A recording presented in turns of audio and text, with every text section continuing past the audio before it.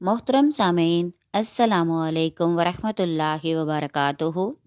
मैं आपकी मेज़बान सबीन अशरफ आपको खुश आमदीद कहती हूँ।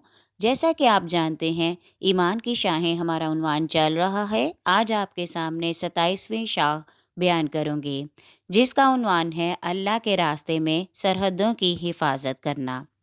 अल-मुराबित का मादा रूट रबत है, बमायनी बांधना। जैसे सूरह अनफाल में इरशाद बारी ताला है, और बांध दे तुम्हारे दिलों को और जमा दे उससे तुम्हारे कदमों को। मुराबित के 3 मायने हो सकते हैं। पहला मायने तैयारी जिहाद के लिए घोड़ा बांधना और पालना। इसकी हदीस पाक में बड़ी फजीलत आई है। सुनन इब्ने माजा में हज़रत अबू हुरैरा रज़ी अल्लाह ताला अन्हु से रवायत है कि नबी अकरम सल्लल्लाहु अलैहि वसल्लम ने इरशाद फरमाया, घोड़ों की पेशानियों में क़यामत तक खैर व बरकत रहेगी। फिर आप सल्लल्लाहु अलैहि वसल्लम ने फरमाया, घोड़े 3 किस्म के होते हैं। एक शख्स के लिए तो अजर का सबब होता है, दूसरे के लिए पर्दा होता है, तीसरे के लिए गुनाह होता है। अजर ये है कि घोड़ा इसलिए पाला जाए कि उस पर अल्लाह की राह में जिहाद करूँगा, तो वो जो कुछ भी खाएगा उसके लिए सवाब लिखा जाता है। जिस चरागाह में उन्हें चराएगा और वो जितना चरेंगे उसके लिए सवाब लिखा जाएगा, और जिस नहर से भी उन्हें पानी पिलाएगा और वो जितना भी पानी पिएंगे, हर कतरे के एवज़ उसके लिए उसका भी अजर होगा। हत्ता कि आप सल्लल्लाहु अलैहि वसल्लम ने उसकी लीद और पेशाब तक का जिक्र फरमाया, और जिस बुलंदी पर वो चढ़ेगा तो उसके हर कदम के एवज़ उसके लिए अजर होगा। और पर्दा उसके लिए है जो खिदमत और जीनत की खातिर उसे पालेगा, लेकिन उसका हक फरामोश ना करे, ख्वाह सख्ती हो या आसानी। और गुनाह उसके लिए जो सिर्फ नमाइश और फखरिया तौर पर रखे, तो ये घोड़ा उसके लिए अजाब है। दूसरा मायने मुमलिकत इस्लामिया की सरहद पर रहना और कुफार के मुकाबले में हर वक्त घोड़ा तैयार रखना कि नामालूम कुफार की तरफ से कब हमला हो जाए। कुरान पाक में सूरह आल इमरान में इरशाद बारी ताला है, ए ईमान वालो, सब्र करो और साबित कदम रहो दुश्मन के मुकाबले में, और कमर बस्ता रहो खिदमत दीन के लिए। हमेशा अल्लाह से डरते रहो ताकि कामयाब हो जाओ। इस्लामी सरहदों की हिफाजत करने वाले 2 तरह के लोग हो सकते हैं। एक किस्म के लोग तो वो हैं जो किसी जंग के खतरे के बगैर हिफ्ज़ मातकद्दुम के तौर पर वहाँ निगरानी करते हैं। ऐसी सूरत में वो लोग अगर अपने अहलो अयाल के साथ भी रहने लग जाएं और ज़मीन में काश्त करने लग जाएं, तो फिर भी उनको रबात फ़ी सबीलिल्लाह का सवाब मिलेगा, हाँ सारी उम्र जंग की नौबत ही ना आए। दूसरे वो लोग हैं जो सिर्फ सरहदों पर इत्तफाकन रह रहे हैं। उनकी नीयत सरहदों की हिफाजत की नहीं होती, बल्कि उनका मकसद सिर्फ अपनी फसलों को काश्त करना है। ऐसे लोग रबात फ़ी सबीलिल्लाह के अजर सवाब से महरूम हैं। हज़रत सहल बिन साद साइदी रज़ी अल्लाह ताला अन्हो से रवायत है कि नबी अकरम सल्लल्लाहु अलैहि वसल्लम ने फरमाया कि अल्लाह के रास्ते में एक दिन का रबात दुनिया व माफीहा से बेहतर है। तीसरा मायने नमाज के बाद नमाज का इंतज़ार करना, यानी दिल को मस्जिद से बांध देना, लगा देना। अबू सलमा बिन अब्दुर्रहमान रज़ी अल्लाह ताला अन्हु की रिवायत है कि रसूलुल्लाह सल्लल्लाहु अलैहि वसल्लम ने फरमाया, मैं तुम्हें वो चीज़ें बताता हूँ जिससे अल्लाह ताला तुम्हारे गुनाह माफ़ फरमा देगा, तुम्हारे दर्जात को बुलंद कर देगा। वो चीज़ें ये हैं: वुज़ू को मुकम्मल करना, अच्छी तरह करना, मस्जिद की तरफ कसरत से जाना, एक नमाज के बाद दूसरी नमाज का इंतज़ार करना। ज़ालिकुमुर रिबात, यही रबात फ़ी सबीलिल्लाह है।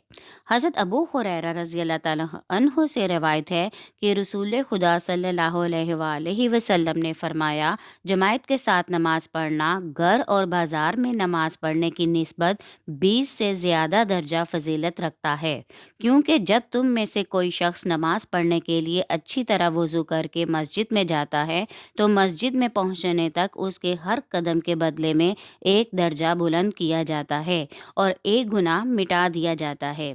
مسجد میں داخل ہونے کے بعد وہ جتنی دیر نماز کے انتظار میں بیٹھا رہتا ہے اس کو نماز میں شمار کیا جاتا ہے، اور فرشتے تمہارے لیے اس وقت تک دعا کرتے رہتے ہیں جب تک تم میں سے کوئی شخص نماز کی جگہ بیٹھا رہتا ہے۔ جب تک وہ شخص وضو توڑ کر فرشتوں کو ایذا نہ دے، فرشتے کہتے رہتے ہیں یا اللہ اس پر رحم فرمانا، اللہ اس کو بخش دے، یا اللہ اس کی توبہ قبول فرما۔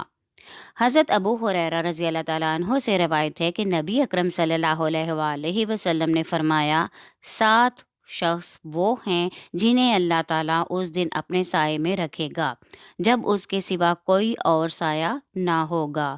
ان 7 میں ایک خوش قسمت وہ ہے جو وہ شخص جس کا دل جب کہ وہ مسجد سے نکلے مسجد میں لگا رہے حتیٰ کہ مسجد میں لوٹ آئے۔ رباط کی فضیلت و اہمیت بیان کروں گی۔ حضرت سلمان رضی اللہ تعالیٰ عنہ سے روایت ہے کہ نبی اکرم صلی اللہ علیہ وآلہ وسلم نے فرمایا، ایک دن کا رباط 1 مہینے کے مسلسل روزے اور تمام شب عبادت میں گزارنے سے بہتر ہے۔ اگر وہ اس حال میں مر گیا تو اس کے عمل رباط کا روزانہ ثواب ہمیشہ کے لیے جاری رہے گا، اور اللہ تعالیٰ کی طرف سے اس کا رزق جاری رہے گا، اور وہ شیطان سے محفوظ و مامون رہے گا۔ حضرت فضالہ بن عبید رضی اللہ تعالیٰ عنہ سے روایت ہے کہ نبی پاک صلی اللہ علیہ وآلہ وسلم نے فرمایا، ہر ایک مرنے والے کا عمل اس کی موت کے ساتھ ختم ہو جاتا ہے سوائے مرابط کے۔ اس کا عمل قیامت تک بڑھتا ہی رہتا ہے اور قبر میں حساب و کتاب لینے والوں سے محفوظ رہتا ہے۔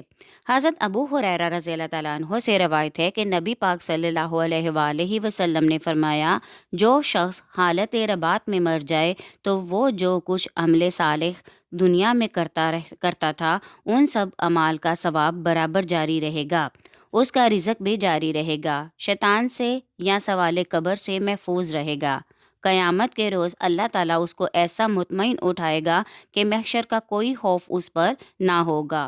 حضرت ابی بن کعب رضی اللہ تعالیٰ عنہ سے روایت ہے کہ نبی پاک صلی اللہ علیہ وآلہ وسلم نے فرمایا، مسلمانوں کی کمزور سرحد کی حفاظت اخلاص کے ساتھ ایک دن رمضان کے دنوں کے علاوہ وہ کرنے کا ثواب 100 سال کے مسلسل روزوں اور شب بیداری سے افضل ہے، اور رمضان کے ایک دن کا رباط 1000 سال کے صیام و قیام سے افضل و اعلیٰ ہے۔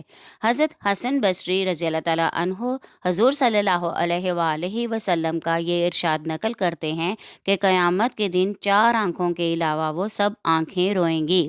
نمبر 1، ایک وہ آنکھ جو اللہ کی راہ میں کام آ گئی۔ نمبر 2، دوسری وہ جو اللہ کے خوف سے بہنے لگی۔ نمبر 3، تیسری وہ جو اللہ کے خوف سے جاگتی رہی۔ نمبر 4، چوتھی وہ آنکھ جس نے مسلمانوں کے لشکر کی حفاظت میں پہرا دیا۔ حاصل کلام، ان احادیث و روایات سے معلوم ہوا کہ عمل رباط ہر صدقہ جاریہ سے افضل و اعلیٰ ہے۔ عمل رباط والا دنیا میں جتنے اعمال کرتا تھا مرنے کے بعد ان کا ثواب اسے بغیر عمل کے ملتا رہے گا، اس کے نامہ اعمال میں لکھا جاتا رہے گا، اور یہ بھی پتہ چلا کہ مرنے کے بعد بھی مرنے والے کے نامہ اعمال میں نیکیاں درج ہوتی رہتی ہیں، اور مرنے والے کو کسی زندگی کے عمل خیر کا ثواب پہنچتا ہے۔ امام بیضاوی رحمۃ اللہ علیہ اپنی تفسیر میں سورہ فاتحہ کے فضائل کے باب میں حدیث نقل کرتے ہیں۔ حضرت حذیفہ بن یمان رضی اللہ تعالیٰ عنہ راوی ہیں، حضور صلی اللہ علیہ وآلہ وسلم نے فرمایا، اللہ تعالیٰ بعض لوگوں پر ان کی بدعمالی کے باعث ان پر عذاب کا حتمی فیصلہ فرمائے گا، پھر اس کے بچوں میں سے کوئی بچہ قرآن مجید سے سورہ فاتحہ الحمدللہ کی تلاوت کرے گا، جب اللہ تعالیٰ اس کے بچے سے فاتحہ سنے گا تو اس مردے سے 40 سال تک عذاب کو اٹھا لے گا، مطلب دور کر دے گا۔ حضرت سعید رضی اللہ تعالیٰ عنہ نے عرض کی، یا رسول اللہ صلی اللہ علیہ وآلہ وسلم، میری والدہ کا انتقال ہو گیا ہے، ان کے ایصال ثواب کے لیے کون سا صدقہ زیادہ افضل ہے؟ آپ صلی اللہ علیہ وآلہ وسلم نے فرمایا، پانی سب سے زیادہ افضل ہے۔ اس پر حضرت سعد رضی اللہ تعالیٰ عنہ نے اپنی والدہ کے ثواب کے لیے کنواں کھدوایا۔ ان روایات سے معلوم ہوا کہ مرنے والے کو زندہ کے عمل خیر کا قبر میں فائدہ ہوتا ہے۔ اگر ہماری آج کی آڈیو آپ کو پسند آئے تو لائک کریں، شیئر کریں اور کمنٹ میں اپنی رائے کا اظہار ضرور کریں، اور چینل کو سبسکرائب کرنا ہرگز نہ بھولیے گا۔ شکریہ۔